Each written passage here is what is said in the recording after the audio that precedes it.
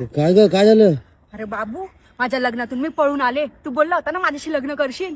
अरे काय येडी झाली का? काय सांगितलं घरी तू? अरे मी सांगितलं, मला जोरात हागायला आलीये. मी तिथं गेले आणि पळत आले. हे बघ, घाई घाईमध्ये पप्पाची चप्पल घालून आले. अरे काय पागल बिगल झालीस रे तू एकदम. तू मला बोलला होता बाबू, मी कशी पण असली तर तू एक्सेप्ट करेल. बघ मी तुझ्यासाठी अशी आले. अरे पण काय यार, मी काय सांगू घरी आता? काय सांगू म्हणजे, मी तुझ्यासाठी आली ना. एक काम कर, आता आलीस तशी परत जा कुठेतरी पळून. तू असं बोलायला लागलंय आता. मी तुझ्यासाठी उखाणा तयार केला होता. शंकराच्या मंदिरात करत होते आरती. संकेत गेल्यावरती मी राहिले खालती. अगं काय बोलतेस? वरती पाडते मला? अरे वरती म्हणजे घोड्यावर, आणि मी अशी खालीन तुला बघेन. हे बघ ए बाबू.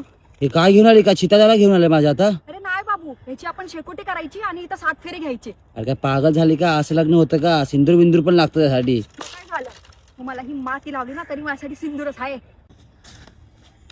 बाबू, आपण इथं राहायचं का? लय मोठं घर आहे. अरे काय पागल झाली का? ते बंद बिल्डिंग आहे, खंडर झाले ना ती. पण तू तर बोललेला माझ्यासोबत झोपडीत पण राहशील. झोपडीत राहिलं मग कुठे पण राहणार का? चल इकडून. मॅगी बनवून दे. नाही नाही, चल चल 2 मिनिटात. चल. काय ग मम्मी, बघ मला त्याच्याशी लग्न करायला अजिबात जमणार नाही, समजलं. आमचं एवढ्या वर्षाचं प्रेम आहे. मी माझ्या प्रेमासाठी इथं पळून आले आणि हा मला झोपडीत पण ठेवायला, सुखात ठेवायला आहे. अगं पण ते गाडी आणि बंगला देणार आहेत. काय कुठे चालली? त्या मुलाकडचे मला घर आणि गाडी देणार आहे. तुझ्याकडे काय भिकारडे, आम्ही तुझ्याशी लग्न पण नाही करणार. सगळ्या पोरी तशा असतात.